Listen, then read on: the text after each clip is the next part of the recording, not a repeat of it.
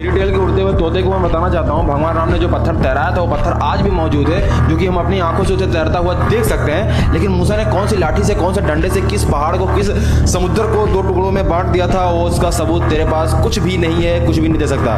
रही बात भक्त की, तो भक्त हनुमान जी भी थे जो 100 योजन पर जाके सूर्य को निगल लिए थे, जिसका वर्णन हमारे हनुमान चालीसा में मिलता था। बारे में तुम ना ही बोलो तो तुम्हारे लिए बहुत ज्यादा अच्छा होगा। जय श्री राम। एक बदतमीज व्हाट्सएप चिंटू मूसा के मिरेकल के ऊपर सवाल पूछता है और कहता है कि कहां छड़ी मारा, क्या सबूत है इसका? हमारे पास राम सेतु में तैरने वाले पत्थर है, जाकर देख लो। बेटा व्हाट्सएप के चिंटू, क्या तुम्हें एएसआई के बारे में जानकारी है? क्या जानते हो एएसआई ने उस ब्रिज के बारे में क्या कहा और रिसेंटली कौन सा प्रोजेक्ट अप्रूव हुआ? व्हाट्सएप की दुनिया से बाहर निकलो। और रही बात हमारे आर्कियोलॉजिकल एविडेंस की बहुत सारे आर्कियोलॉजिकल एविडेंस है जितना तुम सोच भी नहीं सकते हो। और हाँ, तुम तो सबूत के बारे में बात करते राइट, और कहा कि हमारे हनुमान जी ने सूरज को निकल दिया। वाह क्या साइंस है ये! और उसका सबूत कहां पर है तुम्हारे पास? हनुमान चालीसा में। टेक्सचुअल क्रिटिसिज्म के बारे में सुना है? पहली बार शायद से सुनते होगे। पढ़ाई पे ध्यान दो। वापस से कह रहा हूँ, बुलवाओ मत। Christian academic circle textual criticism में पंगा मत लो, सह नहीं पाओगे, समझे बच्चे।